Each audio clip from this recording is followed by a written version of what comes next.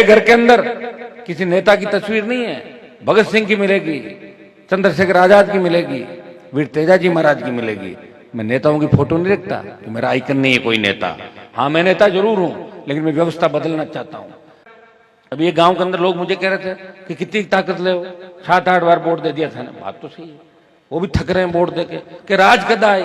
तो मैं कहा राज होता कौन था कि सू सू गाड़ी कर। मैं कि बैठो माली गाड़ी में भी सू सू सू सू कर। मैंने कहा तो लाल बत्ती लगा घूमता ही था मैं। सू सू भी खूब कराई राजस्थान के अंदर, लाल बत्ती कोई उतार नहीं पाया मेरी राजस्थान में। वो लड़ाई भी मैंने ही लड़ी।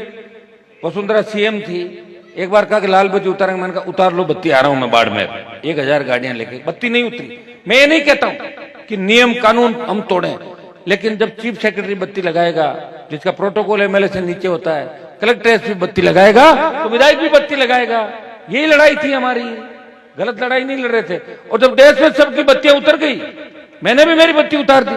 विधानसभा में बत्ती उतारने के बाद पत्रकार बोले अब आप क्या करोगे? उतार दी बत्ती। तो बोला अब नहीं लगाओगे? नहीं लगाऊंगा। और कोई ज्यादा जिद करेंगे, मूड होगा तो लगा लो। खरीदी है मैंने तो दुकान से, मुझे दी थोड़ी बत्ती किसी ने।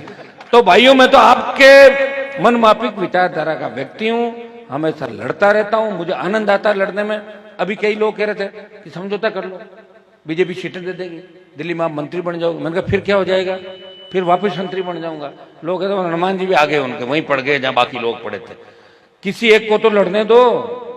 अभी पूरे देश की नजरें नागौर की ओर है, पूरे देश की, राजस्थान की नजरें खींवसर की राजनीति की ओर है। बड़े बड़े धुरंधर शाम को चिंता करते हैं, बैठते हैं, एक ही बात कहते हैं, यार खींवसर नागौर में हनुमान जी को कैसे हराएं और इनको कैसे पटकें। ये बहुत बड़ी बात होगी राजस्थान के अंदर।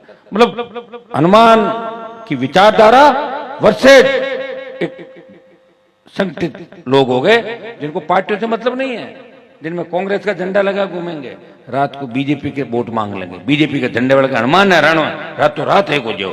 क्यों हराना है? क्योंकि उसके घर पे जाने के लिए कोई बिचौलिया नहीं है, सीधे लोग जाते हैं। आप ये बताएं कि मैं लड़ा वसुंधरा से, गहलोत के बेटे को हराया। कई लोग कहते हैं हनुमान जी की पार्टी तो गहलोत की पार्टी। आप ये बताओ कैसे हो सकती है? अगर मैं नहीं होता, अशोक गहलोत का बेटा नहीं हारता। और अशोक गहलोत ने जिनको परेशान किया, उनके बच्चे तो गहलोत की गोदी में बैठे हैं, उनके पोते पोतियां उनकी गोदी में बैठे हैं, उनकी सरकार बचा रहे हैं। ये तो हनुमान बेनीवाली है जो कौम की लड़ाई लड़ रहा है, जो तेजाजी महाराज की जयकारे को खींवसर, खरनाल, नागौर की धरती से लखनऊ तक ले गया। और लोकसभा के अंदर इतिहास में पहली बार तेजाजी की जय बोल के विधानसभा में 8, 13, 18 के अंदर तेजाजी के जयकारे के साथ शुरुआत करी। मैं किसान का बेटा हूं। जिस तरह तेजाजी महाराज ने अपने वचन के खातर प्राण न्यौछावर कर दिए, मेरे कुल के साथ किसान कौम का मान बढ़ाया। हनुमान बेनीवाल भी तेजाजी का भक्त है। उसकी जान चली जाए, उसकी बात नहीं जानी चाहिए। वो हाथ पकड़ता है, उसका हाथ छोड़ता नहीं, और गरीब को गणेश मान के सेवा करता है। उसी का परिणाम है कि राजस्थान के अंदर 5 लाख 7 लाख की जो रैलियां, जो जन समर्थन मिला, एक व्यक्ति अकेला जाता है, उसके नाम से 5 लाख लोग आ जाते हैं अपने साधन लेके। अभी जब अग्निपथ की रैली जोधपुर के अंदर मैंने करी थी, वो जवानों के लिए रैली थी। दिल्ली हिल गई पूरी कि 4 दिन में जो रावण का चबूतरा किसी पॉलिटिकल पार्टी से नहीं बना, बड़ा नरेंद्र मोदी, कई रैलियां आपकी सोनिया गांधी, राहुल गांधी की रैलियां हो गई, लेकिन रावण का चबूतरा आधा भी नहीं हुआ था। उस रावण के चबूतरे को नौजवानों ने पाट दिया और बाहर भी उतनी संख्या में थे और दिल्ली तक संदेश दिया, ये टेलर है, पिक्चर दिखा देंगे दिल्ली के अंदर। ये देश के नौजवान ने, राजस्थान के नौजवानों ने 4 दिन की मेहनत कर दिया।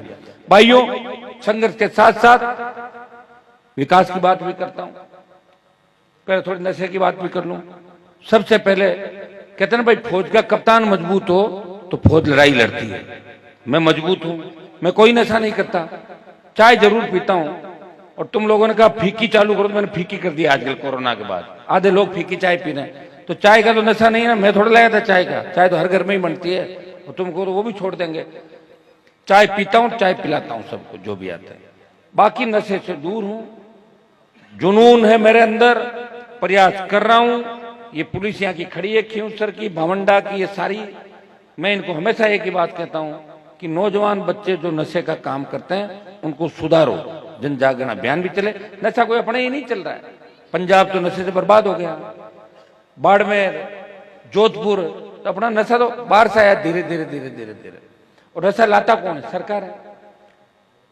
सरकार अगर चाहे कि शराब बंद हो जाए, हिम्मत है कोई शराब खरीद ले या बना ले? सरकार खुद ही, अरे भाई सरकार में तो शराब का धंधा करने वाले, पूरे जीवन ब्लैक की दारू बेचने वाले, वो जब सरकार के अंदर विधायक बन जाते हैं, राज्यसभा में चले जाते हैं, और डोडा पोस्ट की ब्लैक में जेल गए हुए स्ट्रीट सीटर जब विधानसभा और लोकसभा के अंदर चले जाते हैं, तो नशे का कारोबार बढ़ेगा।